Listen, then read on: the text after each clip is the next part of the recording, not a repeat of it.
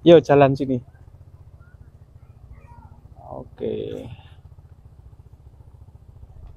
Jalan biasa. Oke. Yuk. Oke, Pak. Sini, Pak. Oke, assalamualaikum warahmatullahi wabarakatuh. Masih bersama Budi Prasetyawan Official. Kali ini sore yang sangat luar biasa. Saya berada di lingkungan Gentong, Kelurahan Bawen, Kecamatan Bawen, Kabupaten Semarang. Sepintas ketika kita masuk di lingkungan Gentong, ini semua jalan termasuk lorongnya beraspal. Bahkan jalan dusun ya Pak ya? Dusun, ya. Jalan dusunnya berapa meter Pak? Ini ada 4 sampai 6 meter. Nah, 4 sampai 6 meter. Satu-satunya dusun yang berada di Kabupaten Semarang yang jelas-jelas di sebuah dusun tetapi memiliki akses jalan semuanya beraspal. Nah, sekarang kita tengok lebih detail. Di kampung ini, di lingkungan Gentong ini, memang sangat dikenal di Kabupaten Semarang, mungkin di Jawa Tengah ya, bapak-bapak sebagai ahli pengaspal jalan. Sekali lagi, di sini memang sudah profesional menggarap aspal jalan, baik jalan raya Ya. sampai jalan kampung ya Pak ya, komplit ya. Oke, bersama saya ada Bapak Sohirin, juga ada Pak Ndut. Saya mulai dulu dari Pak Sohirin. Pak Sohirin ini seorang pemborong, tetapi juga operator. Sekali waktu juga siap muli, begitu Pak? Iya. Boleh Pak sampaikan sedikit tentang pengalaman jenengan Pak, mulai tahun berapa bergulat dengan aspal ini Pak? Kalau saya mungkin sekitar tahun 91-an. 91-an ya. Oke. 91 sudah mulai. Dari awal saya kan nguli dulu. Oke. Nah, setelah itu kita bisa belajar alat, terus belajar ngitung material dan sebagainya. Nah, tapi dari sedikit demi sedikit kita naik apa ya, naik kelas taruhlah gitu. Ayo taruhlah naik profesi kan gitu. Dulu nguli, pernah jadi operator, pernah jadi pemborong. Nah, gitu. Oke Pak Sohirin, sekarang sudah usia berapa Pak? Saya kelahiran 66, berarti sekarang sekitar 57-an kurang lebih itu. Masih perkasa. Masih. Oke. Ya, masih. Terakhir Pak, jenengan mengerjakan di mana nih Pak?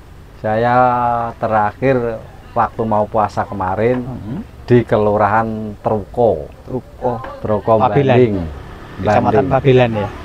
Kecamatan Beringin. Oh, Kecamatan Beringin. Ya, Beringin.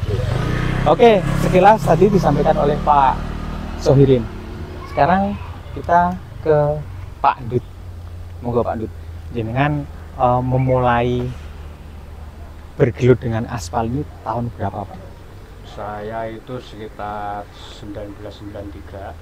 Itu awal-awal terjun di aspal. Karena lingkungan di Gentong ini memang komunitas aspal, jadi 93 ya. ya jadi mau tidak mau solusi pekerjaan yang bisa diambil waktu itu cuma ikut-ikutan, kemudian jadi profesi sampai sekarang. Berarti awalnya juga ikut-ikutan. Jadi orang tua juga dulu di aspal, nenek moyang kita memang orang aspal.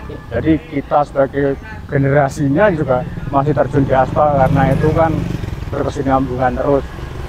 Dan alhamdulillah itu di sini yang berprofesi sebagai pemborong, sebagai tenaga, sebagai pelaksana dan sebagainya memang SDM-nya tersedia. Jadi kita memang ngikut-ngikut aja sampai sekarang ini, terus ya berlanjut, berkembang sampai sekarang. Berarti memang sebelum Pak Sohirin, Pak Ndut terjun ini, bapak kita atau mungkin nenek kita memang sudah Iya, memulai. jadi memang nenek moyang kita itu kakek kita, bapak kita, terus anak kita ini. Kalau saya ini malah sudah generasi ketiga. Woi, Ini sih.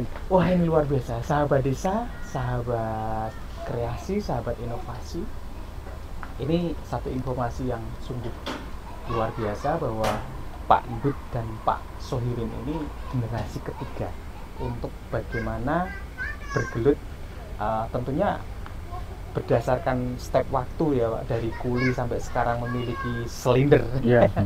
memiliki wireless ini tentu punya ilmu yang tentunya pasti diakui oleh pemborong-pemborong ya Pak, Iya, yang iya, ada iya. di Kabupaten Semarang Kabupaten terutama. Semarang khususnya. Oke, generasi ketiga luar biasa. Nah, Pak Sohirin, ada berapa banyak sebenarnya Pak di sini, di lingkungan Gentong ini, sebagai pemborong atau mungkin sebagai operator dan mungkin sebagai tukang aspalnya, kira-kira ada berapa Pak? Kalau di kampung ini sendiri itu setiap kali musim proyek itu Juni sampai Desember itu biasanya ada 5 klub. Mereka 5 bisa, kelompok iya, gitu 5 ya, Pak? kelompok ya. Masing-masing 5 kelompok itu setiap kelompok sekitar 15 sampai 20 orang. Sekitar itu. Oh, Jadi mereka kalau kekurangan tenaga yang ngambil dari luar, Dari tapi luar, untuk iya. orang-orang kita sendiri tenaga inti dari sini Utamakan. iya Hmm, diutamakan. jadi orang-orang di lingkungan Gentong ini sudah menjadi tenaga ahlinya gitu ya Pak? Iya, tenaga ahlinya mereka terus di cover tenaga-tenaga dari luar untuk membantu kekurangan tenaga itu. Oke. Tapi dari tenaga ahlinya mereka yang terutama itu memang dari Gentong sendiri karena mereka yang memang sudah terbiasa. Oke, dari keterangan yang disampaikan Pak Ndut, ini berkisar ada 5 kelompok, sedangkan di masing-masing kelompok ada 15 sampai 20. Kalau kita hitung 15 orang saja kali 5, 75 orang. Artinya 75 orang ini menjadi tenaga inti, tenaga ahlinya untuk Iya. pengaspalan. Iya, iya. Karena ketika di lapangan, nah ini Pak, saya mau tanya Pak Sohirin, kalau di lapangan ketika mau mengaspal itu yang perlu disiapkan apa saja Pak? Ya kita tinggal lihat jalan awalnya kayak gimana. Kalau memang sudah bagus, maksimal pakainya material 2-3. Sudah bagus itu artinya sudah Ya, pernah diaspal. ya pernah diaspal lah, nggak Gitu. dari nol kan gitu ya. Itu minimal 2-3 sampai ke 1-2 sampai ke 0,5. Oke, Setelah itu kan kita sekarang nutupnya nggak pakai pasir, oke, pakainya namanya latasir. oke. Nah, latasir itu belinya di pabrik. Oh gitu. Nah, gitu. Itu sudah dibawa ke lapangan sudah jadi ya, sudah jadi. Nah, jadi tinggal gelar kan.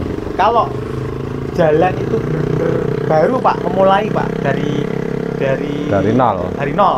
Oh, kalau Belum dari pernah diaspal. kalau itu dari nol berarti pakainya material gede, batunya batu Oh belah. gitu dulu. Ada yang bervariasi lah, ada yang pakai ukuran 10-15, ada yang 15 ke 20, itu batu belahnya. Juga Oke. ada 35 nih, ada 23 nih, berarti sampai ke 12 lagi kan. Oke. Pak, nah ini jenengan sebagai pemborong sekarang ya, dengan perhitungan kalkulasi ini seperti apa Pak?